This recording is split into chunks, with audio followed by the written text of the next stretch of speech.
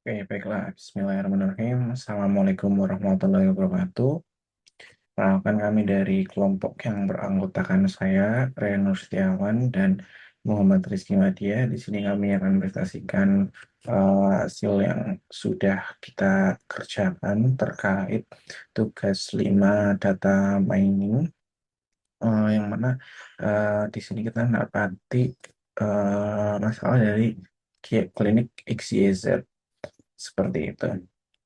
Jadi di sini kita diberikan challenge untuk mengubah beberapa atau membuat kreatif kita di bagian data preparation seperti itu. Oke, eh, saya akan menjelaskan dari mulai yang load dataset.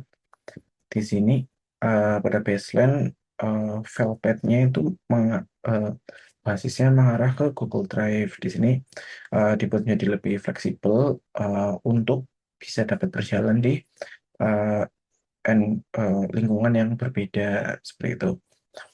Uh, Oke, baiklah. Kemudian di sini ada cek struktur data mentah dan kalau bisa dilihat setelah diekspor dari Excel itu bagian sininya tuh nyambung, tapi setelah diekspor di sini itu menjadi baris yang baru seperti itu. Kemudian kita restrukturisasi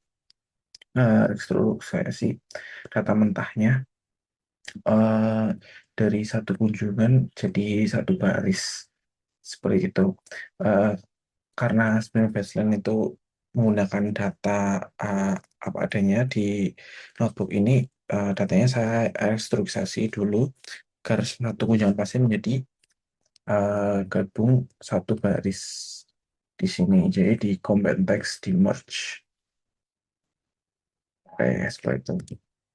Dan oke, kemudian masuk ke penyesuaian tipe data. Yang diubah di sini sama seperti kolom baseline, tidak ada yang berbeda seperti itu. Kemudian untuk feature selection,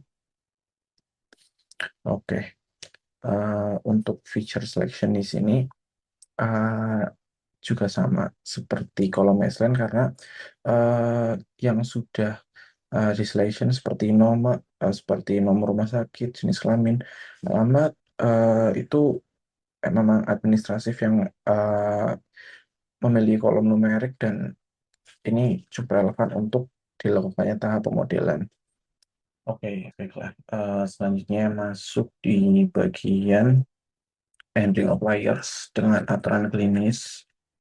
Eh, untuk di sini, jadi penanganan outliers supaya lebih sesuai dengan data medis seperti itu. Jadi di sini saya menentukan normalnya dulu, batas normalnya dulu, seperti sistol yang 60 sampai 250, kemudian diastol 30 sampai 150 itu masuk jadi angka normal seperti itu dalam sisi kesehatan.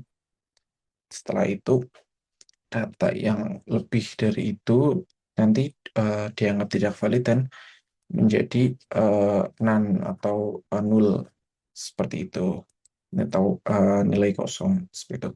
Oke, untuk penjelasan selanjutnya, missing value akan dilanjutkan oleh teman saya Muhammad Rizky Madia. Saya M. Rizky Madia akan melanjutkan penjelasan dari kelompok kami. Nah, di sini saya akan melanjutkan penjelasan terkait missing value dan duplikasi handling. Nah, pada tahap ini, pada tahap ini kami melakukan proses data cleaning inti, yaitu menghapus data yang terduplikat penuh agar tidak ada record yang berulang. Setelah itu, setelah kami melakukan hapus, kami juga menghapus baris yang tidak memiliki gejala dan diagnosa, karena kedua kolom ini merupakan fitur utama untuk proses klasifikasi. Artinya, kedua kolom ini saling berkaitan. Nah, selanjutnya yaitu untuk atribut numerik seperti diagnosa, gejala, sistola, diastola, nadi, BB, TB usia, itu kami melakukan inputan menggunakan nilai median agar distribusi datanya tetap stabil. Nah, untuk gejala yang value-nya masih kosong, sebagai cadangan kami isi dengan string, yaitu dengan value keluhan tidak tercatat. Nah, selanjutnya yaitu kami melakukan cleaning gejala yang dimana cleaning gejala ini dibuat lebih kuat.